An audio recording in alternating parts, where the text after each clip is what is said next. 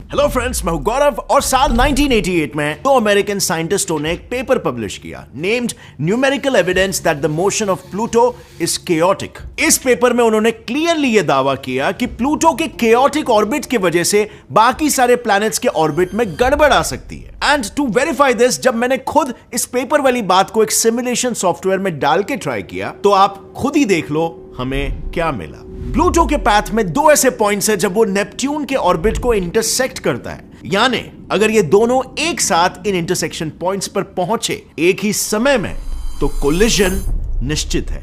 अब mind you, ये collision छोटा मोटा नहीं होगा, यहां से एक पूरा चेन रिएक्शन शुरू हो जाएगा जो हमारे पूरे सोलर सिस्टम को फिर से टू स्क्वायर वन लाकर रख देगा। Just to give you an idea, इस कोलिजन के बाद जो सोलर सिस्टम में बचेगा वो होगा सिर्फ सन और उसके आसपास सारे मरे हुए प्लैनेट्स के अवशेष। And I am not even exaggerating, so it's really like a ticking time bomb. अब फ्रेंड्स, यहां पर भावुक होने के जगह पर थोड़ा रैशनली, थोड़ा लॉजिकली आइए जरा देखते हैं, कैलकुलेट करते हैं कि सिचुएशन क्या है और क्या सच्ची में ये कोलिजन हो सकता है, और अगर कोलिजन होगा तो वो कितना स्ट्रॉन्ग और पावरफुल होगा। सो सबसे पहले let's start with the simulation जिसकी मदद से आपको ये यकीन हुआ कि हां, प्लूटो टकराएगा। तो देखो, सबसे पहले अगर हम इस सिमुलेशन को एक अलग पर्सपेक्टिव से देखें तो सबसे ऑब्वियस चीज जो सामने आती है वो ये है कि प्लूटो का ऑर्बिट टू डिमेंशनली नेपट्यून के ऑर्बिट को कट करते हुए दिखता है, but three dimensionally we can clearly see कि प्लूटो का ऑर्बिट काफी टिल्टेड है एज कंपेयर टू बाकी के दूसरे प्लैनेट्स, 17 डिग्रीज जितना टिल्टेड। और अगर थोड़ा गौर से देखा जाए तो वो नेपट्यून के ऑर्बिट को कहीं से भी इंटरसेक्ट नहीं करता। दूसरी चीज, प्लूटो और नेपट्यून के ऑर्बिट्स जब एक दूसरे से सबसे क्लोजेस्ट होते हैं तब उनके बीच में 2.5 AU यानी एस्ट्रोनॉमिकल यूनिट जितना डिस्टेंस होता है। ये उतना डिस्टेंस है बाय द वे जितना सन और अर्थ के बीच में डिस्टेंस है, उससे 2.5 टाइम्स ज्यादा। यानी अगर इस दावे को थोड़ा गौर से देखा जाए तो कोलिजन होने के चांसेस तो बिल्कुल भी नजर नहीं आते। सो इससे यह बात तो साबित हो जाती है कि प्लूटो और नेपट्यून के टकराने के ना के बराबर चांसेस है। बट स्टिल होल्ड अप, मैं जो इतने कॉन्फिडेंस के साथ ये नंबर्स आपको बता रहा हूं उन पे तो कोई भी सवाल उठा सकता है, क्योंकि बात ये है ना, प्लूटो की डिस्कवरी होने के बाद आज तक प्लूटो के कंप्लीट ऑर्बिट को किसी ने नहीं देखा है। तो फिर हमें इतनी एक्यूरेटली प्लूटो के ऑर्बिट के बारे में आखिर पता कैसे चला? वेल, किसी भी प्लैनेट के ऑर्बिट को स्टडी करने के लिए उसे पूरा ऑब्जर्व करने की जरूरत नहीं होती। हम अगर उस प्लैनेट के मास का और उसके एंगुलर वेलोसिटी का अगर पता लगा ले तो उस प्लैनेट के ऑर्बिट के बारे में सारी इंफॉर्मेशन निकाली जा सकती है। Thanks to Kepler's laws by German mathematician और एस्ट्रोनॉमर जोहानेस केपलर, इसके मदद से हम मोस्ट ऑफ द प्लैनेट्स के ऑर्बिट्स का पता लगा पाए।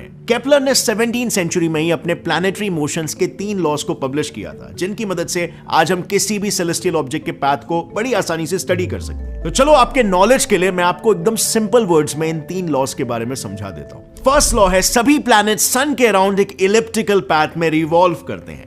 यू सी, केपलर के समय में एस्ट्रोनॉमर्स को यही लगता था कि सोलर सिस्टम के सारे सेलेस्टियल ऑब्जेक्ट्स सन के अराउंड एक सर्कुलर पाथ को फॉलो करते हैं, लेकिन केपलर ने अपने खुद के ऑब्जर्वेशन से थियोरेटिकली और मैथमेटिकली ये प्रूफ किया कि सभी सेलेस्टियल ऑब्जेक्ट्स सर्कुलर नहीं बल्कि एलिप्टिकल शेप के ऑर्बिट में रिवॉल्व करते हैं। अब एक एलिप्स शेप की 2 प्रॉपर्टीज होती है। पहली कि जैसे एक सर्कल का एक सेंटर होता है वैसे एक एलिप्स के 2 फोकल पॉइंट्स होते हैं। अब अगर हम हमारे सोलर सिस्टम के सभी प्लैनेट्स को ऑब्जर्व करें तो उन सभी के एलिप्टिकल ऑर्बिट के एक फोकल पॉइंट पर है sun, as you can see over there.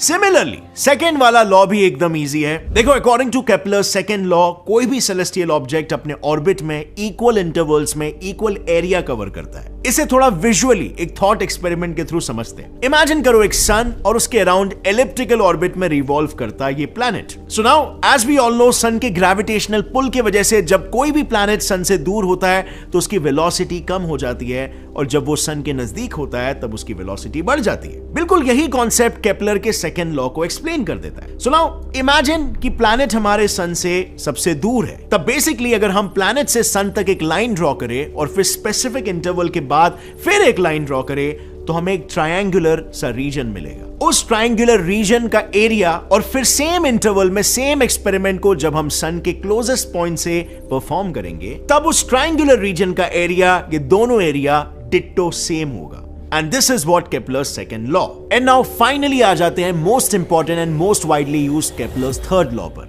इसे समझने के लिए पहले थोड़ी एलिप्स की प्रॉपर्टीज को समझ लेते हैं। तो देखो, एक एलिप्स के दो एक्सिस होते हैं, एक ये मेजर एक्सिस और ये एक माइनर एक्सिस। एलिप्स के मेन सेंटर से जब हम उसे दो हिस्सों में डिवाइड करेंगे तो हमें मिलेगा एक सेमी मेजर और एक सेमी माइनर एक्सिस। इतने तक you are with me? Great. अब अगर एक प्लैनेट के टोटल रेवोल्यूशन के टाइम पीरियड को हम देखें तो that time period is directly proportional to semi major axis. अब ये कैसे?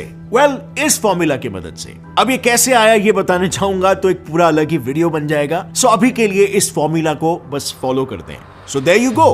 हम सालों से इन्हीं लॉस को यूज करके प्लैनेट्स के ऑर्बिट्स को स्टडी कर रहे हैं। इन्हीं लॉस को यूज करके किसी भी सेलेस्टियल ऑब्जेक्ट के ऑर्बिट को डिफाइन किया जा सकता है। फॉर एग्जांपल, हमारे अर्थ का ही केस ले लो। All we need is earth का मास और सन के अराउंड रिवॉल्व करने का ऑर्बिटल पीरियड। अगर हमें बस इतना पता है तो हम इस फॉर्मूला की मदद से अर्थ के ऑर्बिट के सेमी मेजर एक्सिस की वैल्यू का पता लगा सकते हैं, और अगर वो मिल गया तो फिर उससे अर्थ के ऑर्बिट का एलिप्टिकल शेप निकालना भी बहुत आसान हो जाता है। तो अब तो शायद आप मेरा यकीन करोगे कि ना ही प्लूटो नेपट्यून के साथ कोलाइड करने वाला है और ना ही कोई चेन रिएक्शन से सोलर सिस्टम तबाह होने वाला है। केपलर के लॉस पर हम पूरी तरीके से भरोसा करके अब रिलैक्स कर सकते हैं, और मे बी नो।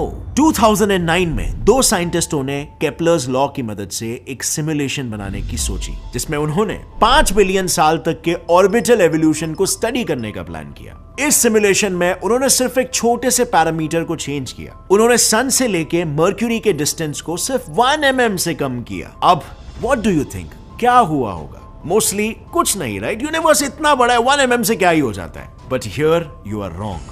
सिर्फ एक इतने से चेंज से हमारा पूरा सोलर सिस्टम इतना केओटिक हो गया, लाइक लिटरली या तो मर्क्यूरी सन में घुस जा रहा था, या तो वीनस से टकरा रहा था, या तो हमारे सारे इनर प्लैनेट्स एक दूसरे से टकरा के तबाह हो जा रहे थे। और इनके इस सिमुलेशन से हम ये कंक्लूड कर सकते हैं कि केपलर के सारे लॉज शॉर्ट इंटरवल के लिए तो परफेक्ट रिजल्ट्स देते हैं, लेकिन लॉन्गर इंटरवल्स में दे डोंट वर्क। तो क्या केपलर के लॉज गलत है? Well, not exactly. You see, Kepler ने अपने लॉज बनाए थे 2 बॉडी प्रॉब्लम्स को मद्देनजर रखते हुए। Again a technical word, but don't worry, इसे सिंपल वर्ड्स में समझते हैं। देखो, केपलर से लेके न्यूटन तक सभी ने अपने लॉज बनाते समय 2 ही मेन ऑब्जेक्ट्स को कंसिडर किया था। For example, sun and Earth, और सन एंड मर्क्यूरी, और मार्स एंड अर्थ। और इसीलिए हम 2 ऑब्जेक्ट्स के बीच हो रहे इंटरैक्शन को एक्यूरेटली प्रेडिक्ट कर सकते हैं। बट अगर हम इसमें एक एक्स्ट्रा ऑब्जेक्ट ऐड कर देते हैं तो लॉन्ग इंटरवल्स में इन लॉस की प्रेडिक्टेबिलिटी चली जाती है, क्योंकि सिस्टम बहुत ही ज्यादा कॉम्प्लिकेटेड हो जाता है। चलो इसे भी एक एक्सपेरिमेंट के साथ समझते हैं। सिंपल पेंडुलम के बारे में तो आपने सुना ही होगा। इसे जब मैं एक एंड तक ले जाके रिलीज करता हूं तो इसका पाथ क्या होगा वो हम इजीली प्रेडिक्ट कर सकते हैं। इवन पाथ क्या, हम इसकी वेलोसिटी, पोटेंशियल और काइनेटिक एनर्जी, टाइम पीरियड, सब कुछ प्रेडिक्ट करके इसकी पूरी कुंडली निकाल सकते हैं। लेकिन अब एक काम करते हैं, इसी सिंपल पेंडुलम के नीचे हम एक और पेंडुलम को ऐड कर देते हैं। एंड अगेन, अगर हम सिमिलरली इसे एक एंड पे लाके ड्रॉप करें तो देखो एक्चुअली क्या होता है। हम सेकंड ऑब्जेक्ट एक्चुअली में कहां जाएगा, उसका फर्दर पाथ क्या होगा, ये प्रेडिक्ट ही नहीं कर सकते हैं। और यही सेम चीज होती है हमारे कॉस्मिक स्केल पर भी। अगर हम सन, मर्क्यूरी और अर्थ इन तीनों को एक साथ कंसिडर करके उनके इन्फ्लुएंस एक दूसरे पर कैलकुलेट करने की कोशिश करें तो हम उसे एक्यूरेटली प्रेडिक्ट नहीं कर पाते हैं। और इसी को फिजिक्स में 3 बॉडी प्रॉब्लम कहा जाता है। ये फिजिक्स का आज तक का सबसे बड़ा अनसुलझा प्रॉब्लम है, और यही रीजन है कि 2009 में साइंटिस्ट पूरे सोलर सिस्टम को ठीक से सिमुलेट नहीं कर पाए थे। हाँ, अगर हम सारे प्लैनेट्स को इंडिविजुअली सन से जोड़ें और उनके पाथ को प्रेडिक्ट करने की कोशिश करें तो हमें स्टेबल ऑर्बिट्स के रिजल्ट्स मिल जाते हैं। लेकिन अब ऐसा तो नहीं है कि पूरे सोलर सिस्टम में सिर्फ 2 ही ऑब्जेक्ट्स हैं। इनफैक्ट अभी तक किए हुए ऑब्जर्वेशंस के अनुसार अगर कुइपर बेल्ट और ऊट क्लाउड के स्मॉल एस्टेरॉइड्स और कॉमेट्स को भी जोड़ दिया जाए तो पूरे सोलर सिस्टम में टोटल सेलेस्टियल ऑब्जेक्ट्स का आंकड़ा कई बिलियंस और ट्रिलियन से भी ज्यादा होगा। सो जब हम 3 सेलेस्टियल ऑब्जेक्ट्स के मोशन को एक्यूरेटली प्रेडिक्ट नहीं कर पा रहे हैं तो पूरे सोलर सिस्टम का एक एक्यूरेट सिमुलेशन बनाना ऑलमोस्ट नामुमकिन हो जाता है। अब फ्रेंड्स, आज के तारीख में भले ही हम 2 से ज्यादा बॉडीज वाले सिस्टम को एकदम एक्यूरेटली प्रेडिक्ट नहीं कर सकते, बट अभी के लिए for short intervals Kepler's laws really work well. और इन्हीं की मदद से आज हम कई सारे प्लैनेट्स पर सैटेलाइट मिशन सक्सेसफुली भेज पाए। फर्क सिर्फ टाइम का है कि कितने लंबे समय तक के लिए हमें मोशन को प्रेडिक्ट करना है। सो उम्मीद है इस वीडियो से आपका 1988 के पेपर को लेकर, उस सिमुलेशन को लेकर मिसकंसेप्शन क्लियर हुआ होगा। और अगर इस वीडियो से आपको कुछ भी नया सीखने मिला, एक लाइक जरूर ठोकना।